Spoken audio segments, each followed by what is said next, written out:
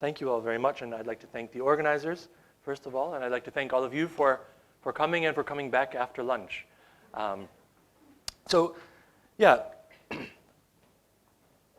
going to talk about metabolic conflicts. And as Serge said, I think these are the primary conflicts of 21st century metropolises. That means they will overshadow old social movements, i.e. capital versus labor, as well as new social movements.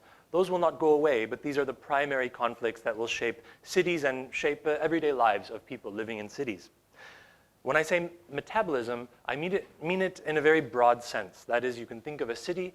No cities are self-sustaining, so all cities require energy and water and materials.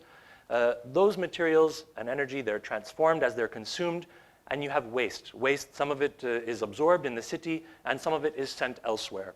So I think when I talk about metabolic conflicts, I'm talking about struggles over the configuration of metabolisms. That is, you see people trying to disconnect their neighbor or neighboring communities, secure their connection, reroute these flows, interrupt them. That's how power is leveraged, and that's how people reproduce themselves every day within the city.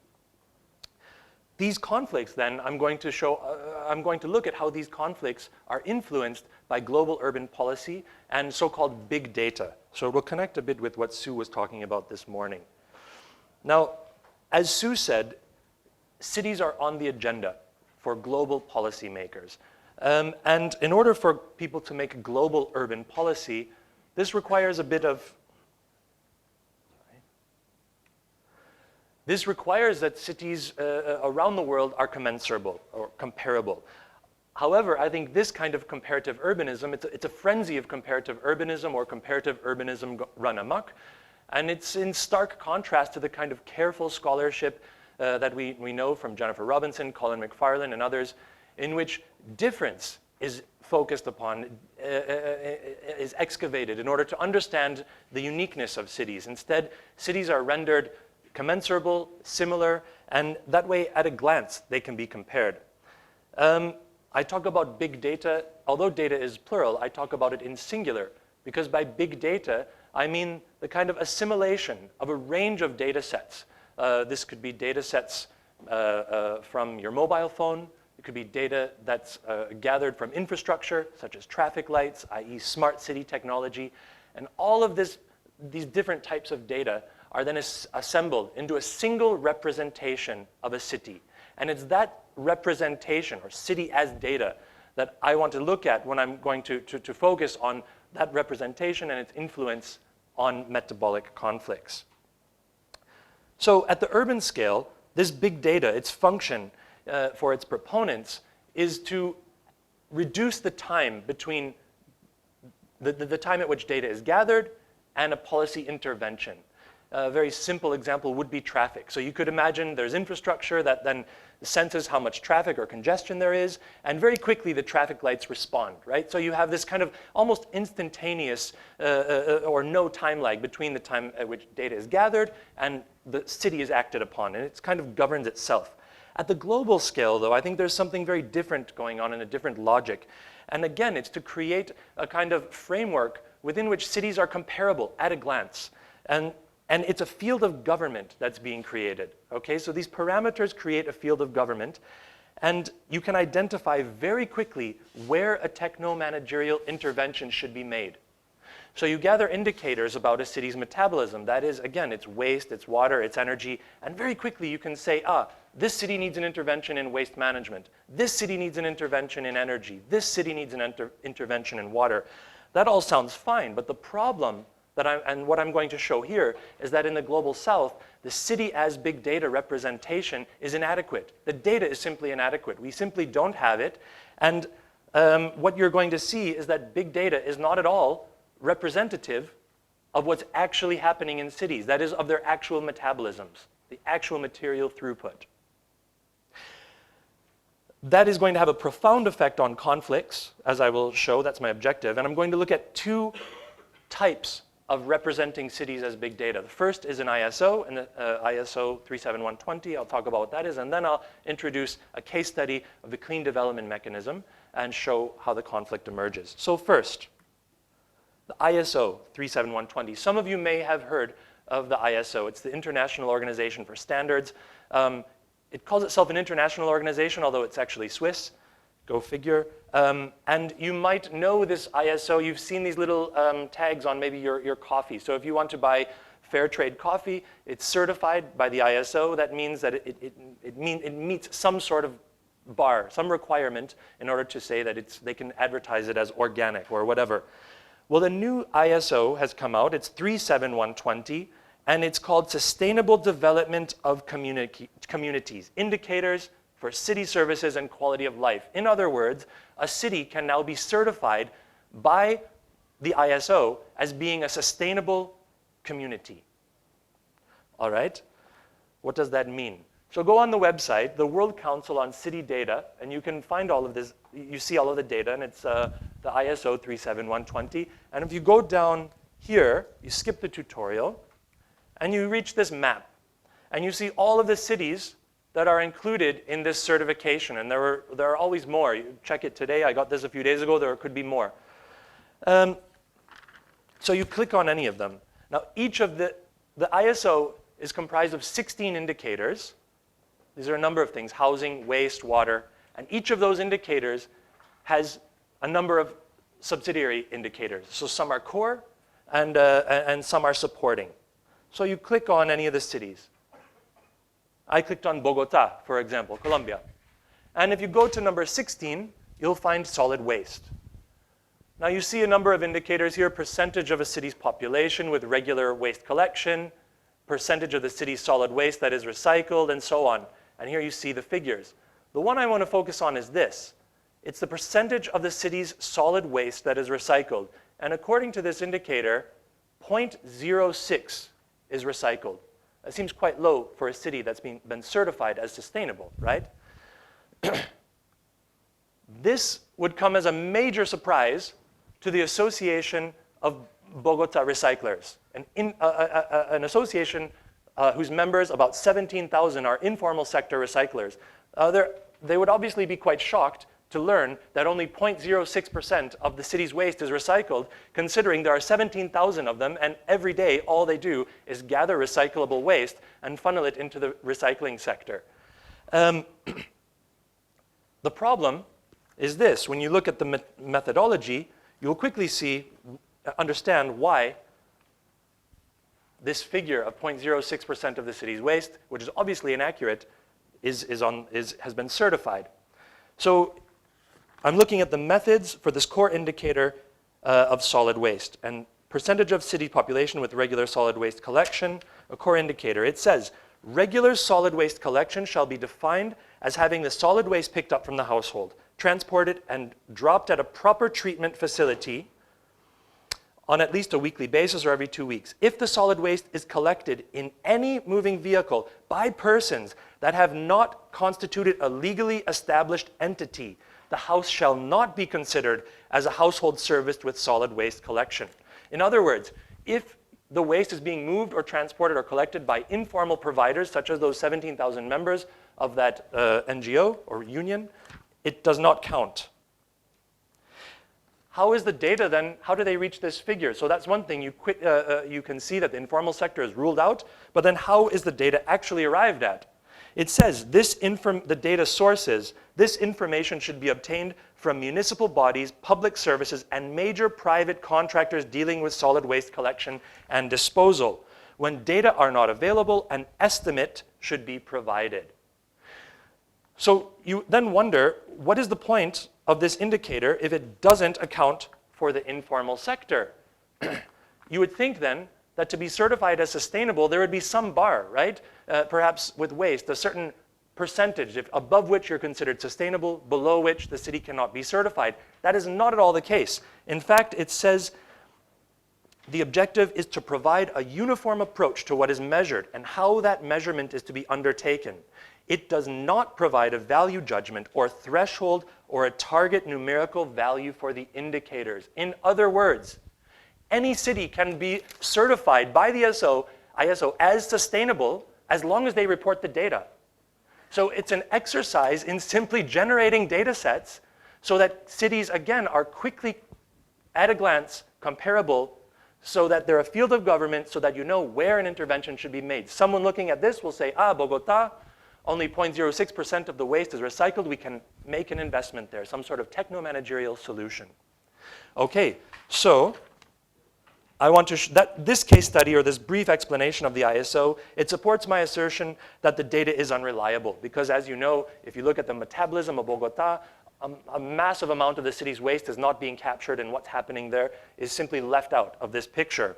Now I want to move to the next case study, and I will show how that kind of mismeasurement or the inaccuracy there embedded within that policy framework generates conflict. So this is based on an article that is in the current edition, actually, of Antipode, and it's about a waste-to-energy plant in Delhi. Now, what's interesting is that this plant actually has been subsidized by the Clean Development Mechanism. That's the UN Framework Convention for Climate Change kind of flagship program to generate carbon credits. As you know, I mean, we could go into carbon credits, but essentially it's a subsidy by the United Nations to generate these permits that are then, or these credits which are tradable at the global scale. This plant received those carbon credits, and it's highly contested.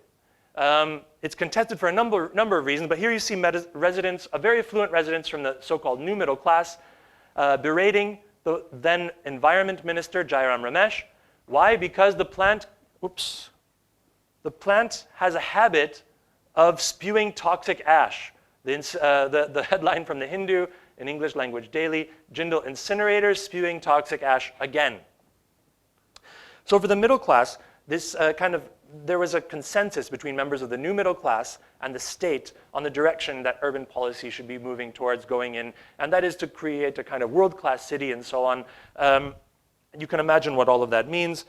But this plant actually ruptured that coalition, okay? And you see the members of the new middle class, they're vehemently opposed to the solid waste management policy, and for them, it's a quality of life issue, okay? It's about health, quality of life, and livability in the city. Now, when they got this guy down here, Jairam Ramesh, he was actually shocked himself. It's very interesting because he couldn't understand how the plant was actually approved.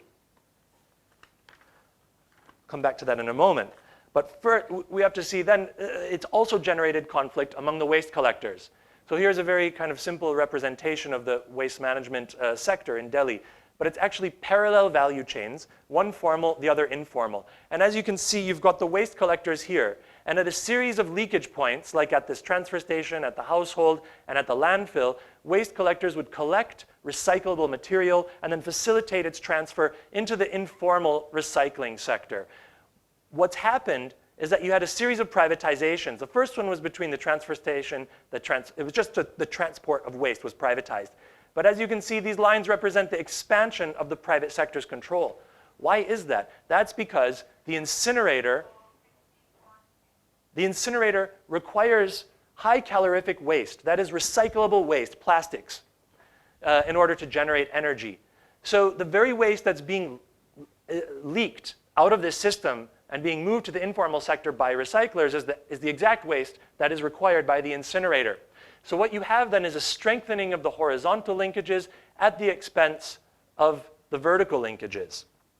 So the waste pickers have contested this, obviously, for them it's a livelihood issue and a political economic one. And the problem is no one really knows how much waste is recycled by the informal sector in Delhi. We know there are approximately 200,000 of these people. That's what's been written anyway. Some scholars at the Indian Institute of Technology have done a study that said 17 to 25% of the city's waste is recycled, but that's pretty much guesswork.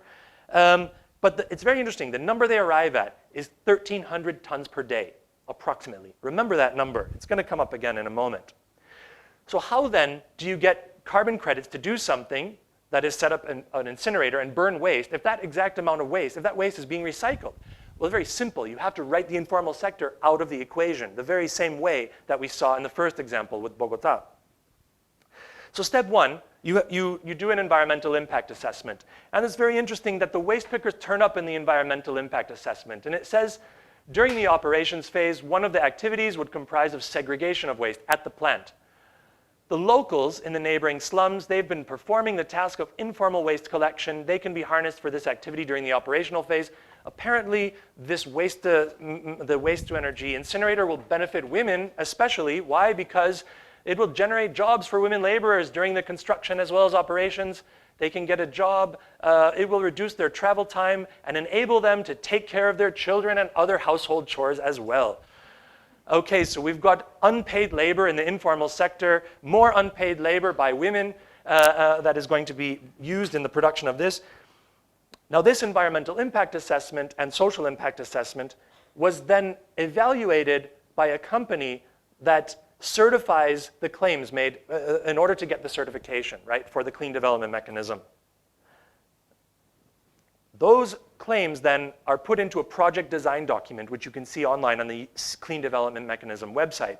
In other words, what they're trying to prove is that if you give us this subsidy, there will be a net environmental benefit. Why? Because what we will do is better than what's going on now. Again, to do that, they have to somehow prove that there's not really much recycling going on. It's better to burn waste.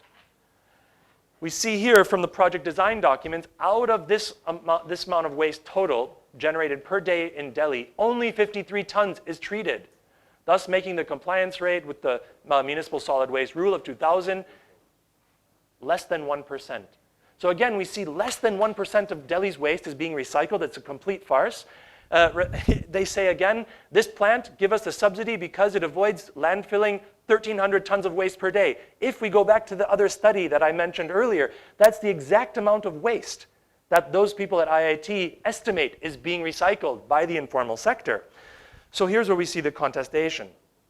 Now, I think I don't have time to cover this in depth, but I wanted to give, if you look at the article on Antipode, the objective is to show this alliance that emerges between the middle class and the informal sector waste pickers. Normally, they don't have much to do with each other. If they do, it's typically antagonistic. Sometimes they just don't deal with each other at all. But it's quite interesting because here you see the impact assessment again, and you see that it's essentially the locals were of the general view that the project would be beneficial for them. They were concerned that the suggested technology is likely to decrease pollution in air, et cetera, et cetera. It's a very transparent attempt to manufacture consent for this project. The locals say they never heard anything about it because the only notice was this. It was buried in page 6 of the Hindu. It was an announcement. It said you could turn up for a public meeting to voice your concern.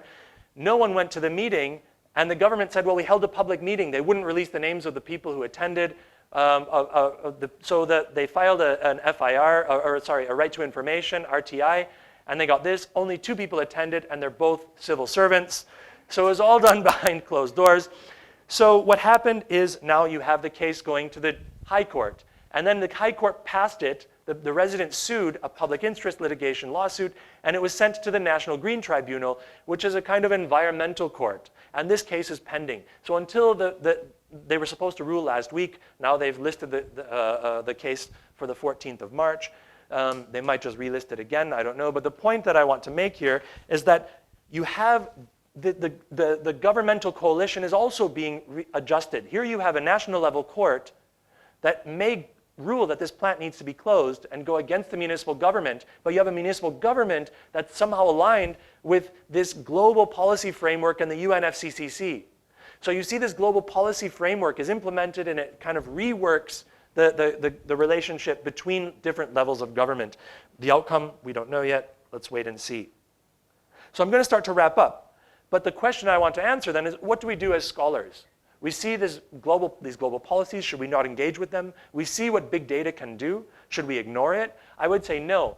I would say that we need to, A, point out the inconsistencies and inaccuracies of big data, show where the methods are flawed, which I've tried to do here, but we can also come up with, contribute to methods to gather more accurate big data sets. So I think we need to do multi-scalar mixed methods. And I like the term metabolism. Again, I talked about it in the beginning. I like it because it allows us to talk about sustainability as well as inequality in one concept. If you look at the people doing it, it's industrial ecologists, ecological economists, and how much time? Okay, 2 minutes. Industrial ecologists, ecological economists, and also urban political ecologists. Now, a lot of the industrial ecologists, this book just came out, they do these citywide analyses, and that's quite difficult then in the global south because the data doesn't exist. They're looking at Zurich and they're looking at Stockholm where they can just call up the water provider and figure out how much water was sold last year. You can't do that in Delhi. You can't do it here, I imagine, if you want to talk about waste. So all of the data they're using, or their method, is inapplicable in the global south. If you read this book, it's quite funny because you read the first 6 chapters, then you get to the last chapter, and the first 6 chapters you think, I can't do this in the cities I'm interested in. The last chapter is called Chinese, Indian, and African cities. And then it basically says these cities are important, but we don't really know how to do a metabolic analysis of them. It's like an appendix or something. So I'm waiting for volume 2. But the other way that people have done good studies in the global south and used metabolism, like Colin McFarlane and others, he's got this article, Metabolic Inequalities of Mumbai.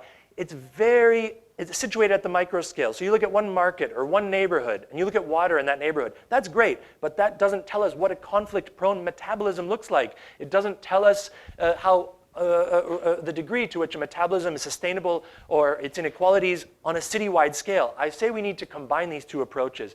You need to kind of first figure out the practices on an everyday scale. How do people get water? What are the 5, 6, 7 different sources that people use to access water? What are the 6 or 7 different waste streams that people are using to kind of get rid of their waste? Once you understand the practice, you can figure out then how to quantify that and come up with a more accurate number for wastes. That's what people did, for example, this example I talked about in Delhi's waste.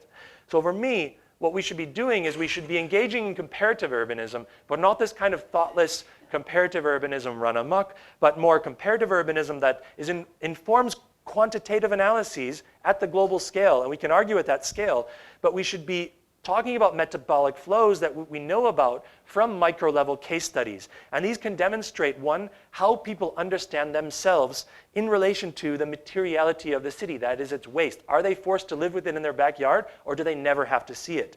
How metabolisms are contested, how this contestation animates sociality and conflict, and finally, and serves as the basis for collective action, and how metabolisms are governed.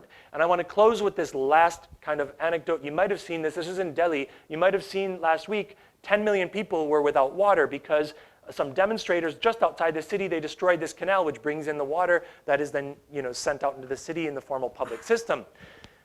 What about the other 10 million? That was the first question I asked. And it's very interesting. The other 10 million had water. Why? Because they don't use this formal public system. They use all of these other systems, right? And I think that is the richness of the urban metabolisms in the global south. If we talk about them, we have to include that complexity. We can't simplify them to a singular formal system, which we know is simply inaccurate. So thank you very much for your kind attention.